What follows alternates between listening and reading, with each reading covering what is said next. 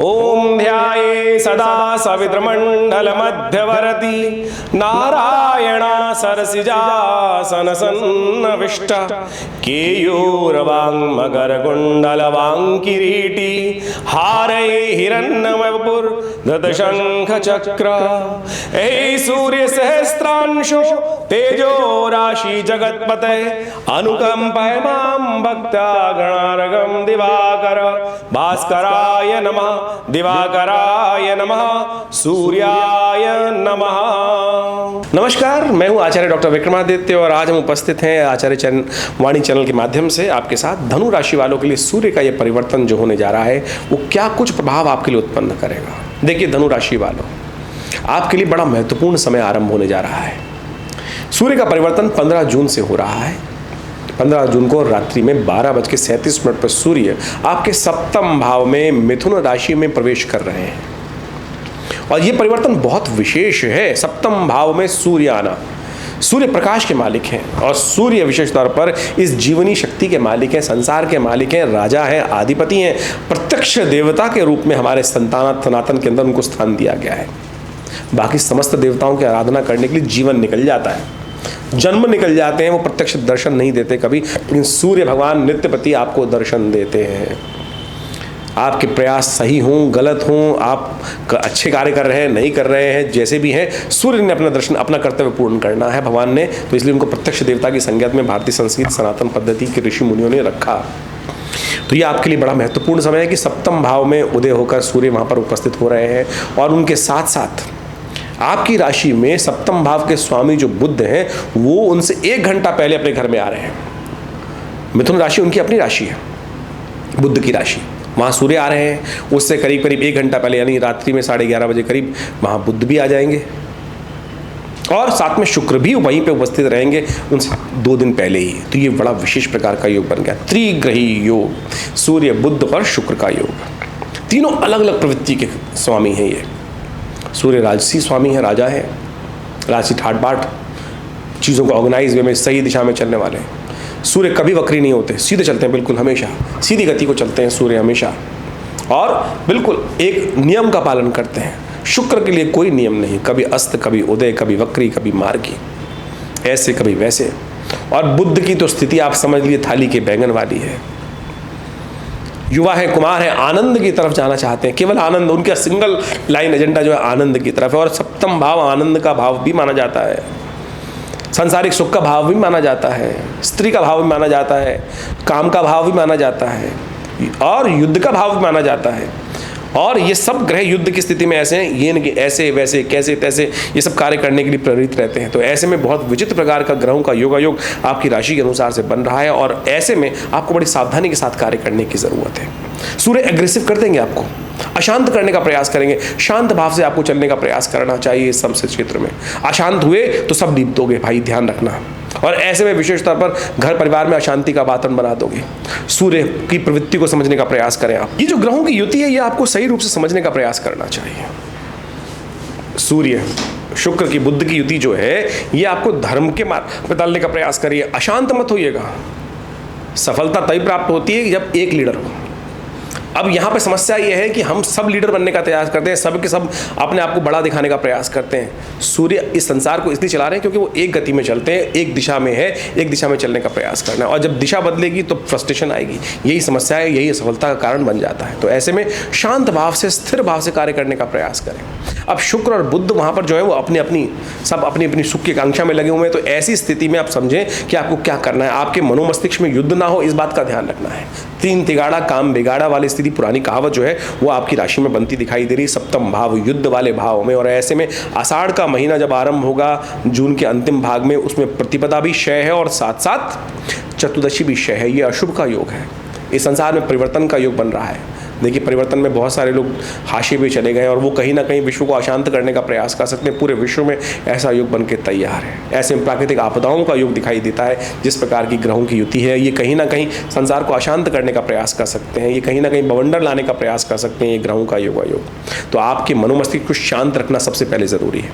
आपके लिए सबसे अच्छा ये रहेगा कि आप विशेष तौर पर आप नित्य प्रति भगवान सूर्य को जल दें दूध से। थोड़ा दूध, थोड़ा चावल, थोड़ा जल डालकर भगवान सूर्य को नित्य प्रति अर्घ्य देने का प्रयास कर लीजिए। नित्य प्रति ये ध्यान रखें, ये आपको क्या करेंगे, आपके मन को शांत करेंगे। सूर्य को जल्दी जल्दी उठें, स्नान करें, और जैसे भगवान सूर्य उदित हो रहे हों तो उनको एक विशेष तौर पे तांबे के लोटे में मत दीजिएगा, तांबे के लोटे में जहर बन जाएगा दूध डालेंगे तो। ये चांदी के लोटे में या स्टील के गिलास में या शीशे के गिलास में लेकर आप थोड़ा सा दूध ले लें, थोड़ा पानी ले लें, थोड़ा चावल ले लें, और भगवान सूर्य का दर्शन करते हुए नित्य प्रति उनको अर्घ्य दीजिए।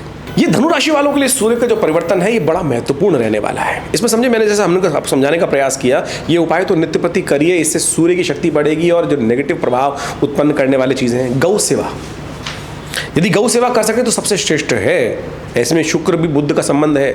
गाय को हरा चारा दें, गाय को पालक खिलाने का प्रयास करें, गाय को हरी चीज़ें जैसे मूंग की दाल भिगो के खिला दीजिए। ये सब उपाय करोगे तो देखिए सूर्य का वर्चस्व आपके लिए बहुत सुंदर योग बनाता दिखाई देता है। देखिए बाकी सारे ग्रहों की स्थिति आप समझें कि किस प्रकार के आपके लिए योग बन रहे हैं, और ऐसे में युद्ध फील्ड तैयार है, युद्ध वाले भाव में स्थिति तैयार है, इसमें आपको विजय प्राप्त करनी है। सूर्य कुछ नया शुरू करने के लिए आए हैं, सही दिशा चाहिए, केवल सही दिशा में प्राप्त करते हुए शांत भाव से कार्य करने का प्रयास करें। लोग आएंगे आपके मनोमस्तिष्क को डिवाइड करने का प्रयास करेंगे, क्योंकि ग्रहों की युति इस प्रकार से 25 तारीख को बुध उदय हो जाएंगे, बुध अस्त अवस्था में परिवर्तन की तरफ गए और 25 तारीख को बुध उदय हो जाएंगे। ये आपके लिए बहुत महत्वपूर्ण रहेगा, क्योंकि बुध का एक बड़ा सुंदर प्रभाव ये होता है कि वो थाली के बैंगन है, जब कोई ग्रह शुभ करने का प्रयास करता है तो उसके साथ उड़ जाते हैं, और बुध जैसे ही उदय होंगे वो चीज़ों को ऑर्गेनाइज करने में लग जाएंगे आपके लिए।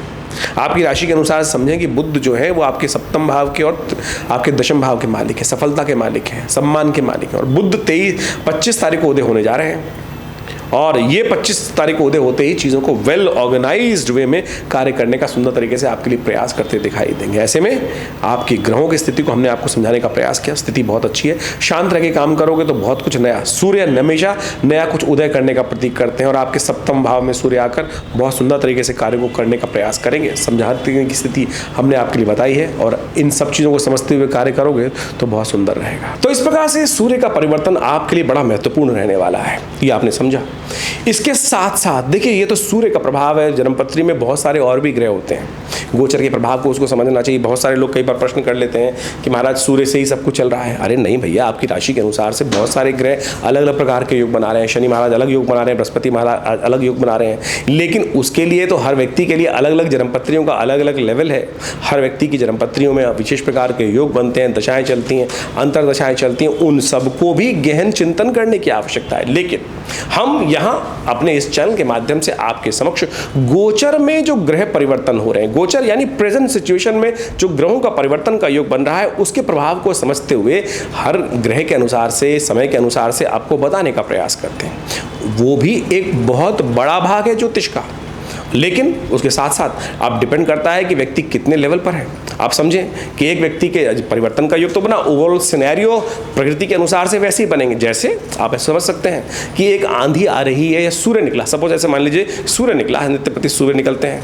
अब जो हेल्दी आदमी है तो सूर्य को देख के आनंदित होगा, लेकिन थोड़ा सा वीक आदमी है उसको सूर्य की ताप बहुत तेज लगेगा।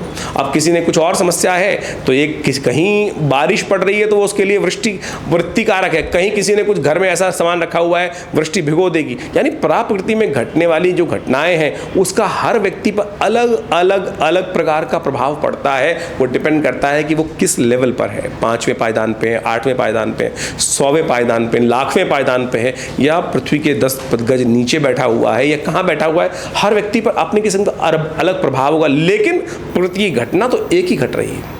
तो उस घटना का प्रभाव किस प्रकार से किसके लिए बन रहा है वो हमको देखने की आवश्यकता। ओवरऑल सिनेरियो जो है किस प्रकार का बन रहा है वो हमने 12 भागों में विभाजित कर गोचर के दृष्टिकोण से आपके समक्ष रखने का प्रयास करते हैं। ये गोचर भी बहुत प्रभावी होती है, जैसे 7.5 चल रही है, किसी एक कुछ चल रहा है, तो ऐसे समय में बहुत सारी चीज़ें ध्यान करते हुए समझने की आवश्यकता होती है।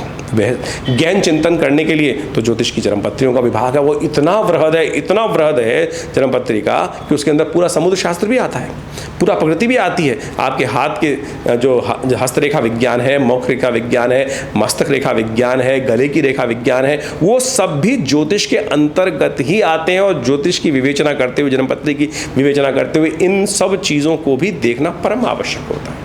और इसके द्वारा यदि सब इसका लाभ लेने का हम प्रयास करते हैं, कई बार बड़ी विचित्र विचित्र घटनाएं जीवन में घटती देखी हैं और ज्योतिष का चमत्कार देखा है, तो बिल्कुल ज्योतिष एक प्रत्यक्ष विज्ञान है। इसका पूर्ण लाभ लेने के लिए तो सबसे अच्छा ये है कि इंडिविजुअल कंसल्टेशन देखकर व्यवस्था बनाने का प्रयास किया जाए, तो उससे बहुत कुछ समय समय पर जीवन में परिवर्तन का जो प्रभाव होता है उसको हम पूर्वाभास प्राप्त कर सकते हैं और जीवन की बहुत सारे सुख को आनंदमय जीवन में जी सकते हैं और परेशानी आने से पहले अपनी सुरक्षा कवच को तैयार कर सकते हैं। यही ज्योतिष का देशकाल परिस्थिति के अनुसार से लाभ शास्त्र में वर्णित किया गया है।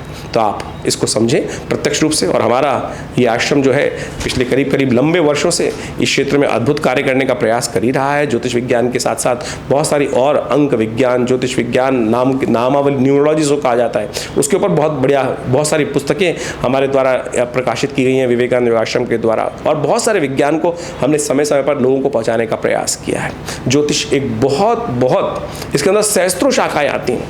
हर ऋषि ने, भारतीय संस्कृति में जितने ऋषि हुए, उन्हें अपने अपने प्रकार से उन्होंने ज्योतिष विज्ञान को बहुत वृहद रूप से समझाने का प्रयास किया। अनेक शास्त्रों की रचना करी, अनेक ग्रंथों की रचना करी, और वो सब अपने आप में पाराशर, जैमिन, विभिन्न प्रकार के जो मत रहे अलग अलग, उन सब ने भी विभिन्न प्रकार से ज्योतिष को वर्णित किया। आधुनिक क्षेत्र में बहुत सारे वेस्टर्न फिलोसफर्स भी हुए। इसके साथ साथ अभी हम पढ़ें तो आज की तारीख में लाल किताब और विभिन्न पुस्तकें, उन सबको भी समाविष्ट करने की आवश्यकता है। हर चीज़ का कहीं ना कहीं कोई ना कोई महत्व है। उन सब विज्ञानों को एक साथ देखकर हम आपके समक्ष बहुत सारे ग्रहों के प्रभाव को समय समय पर रखने का प्रयास करते हैं और आशा करते हैं इसके द्वारा आप ज्योतिष का लाभ भी लेते हुए अपने जीवन को सही दिशा देने का प्रयास करेंगे।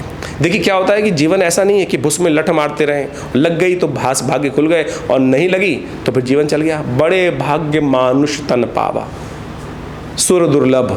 ये मनुष्य जो है ना, सुर दुर्लभ है, देवता भी तरसते हैं इसको प्राप्त करने के लिए, और हम ऐसे ही जीवन को टाइम निकाले जा रहे हैं। टाइम निकालने नहीं आए थे, आगे की उन्नति प्राप्त करने के लिए, आगे की यात्रा जो है उसको सुखमय बनाने के लिए आए थे हरि भजन को ओटन लगे कपास।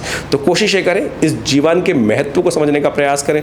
ज्योतिष विज्ञान वास्तविक तौर पर विज्ञान की तरह ही सम्मत है। पूरा विश्व इसके गणित को बहुत बढ़िया तरीके से समझता है। फलित विज्ञान उससे भी ज़्यादा चमत्कारी है। और हमने समय समय पर बहुत सारे समय पर अलग अलग प्रकार की भविष्यवाणियाँ भी करके दिखाई, बहुत सारी चीज़ें बताने का प्रयास किया। ज्योतिष प्रत्यक्ष रूप से बिल्कुल सत्य, ज्योतिष विज्ञान सत्य हो सकता है, ज्योतिषी गलत हो सकता है। ज्योतिष विज्ञान सत्य है, ज्योतिषी की गणनाएं कहीं ना कहीं गलती हो सकती हैं, जो उसका अपना ज्ञान है वो गलत हो सकता है, लेकिन ज्योतिष विज्ञान बिल्कुल सत्य है, बिल्कुल सत्य घटनाओं पर आधारित है। जितनी विवेचना करेंगे, जितना एनालाइज करेंगे, उतना सुंदर उसके समस्त प्रकार के लाभ आपको जीवन में देखने को मिल सकते हैं। हमने विवेकानंद योगाश्रम के माध्यम से बहुत सारे कार्य इस संस्था के द्वारा जोड़ने का प्रयास किया है। ये आश्रम पिछले करीब 60-70 सालों से योग, प्राकृतिक चिकित्सा, आध्यात्म, पराविज्ञान, पराविद्याओं, मंत्र विज्ञान, यज्ञ विज्ञान के क्षेत्र में बहुत अद्भुत कार्य कर रहा है, और हमने उसके ऊपर बहुत प्रत्यक्ष रूप से करके देखा भी है।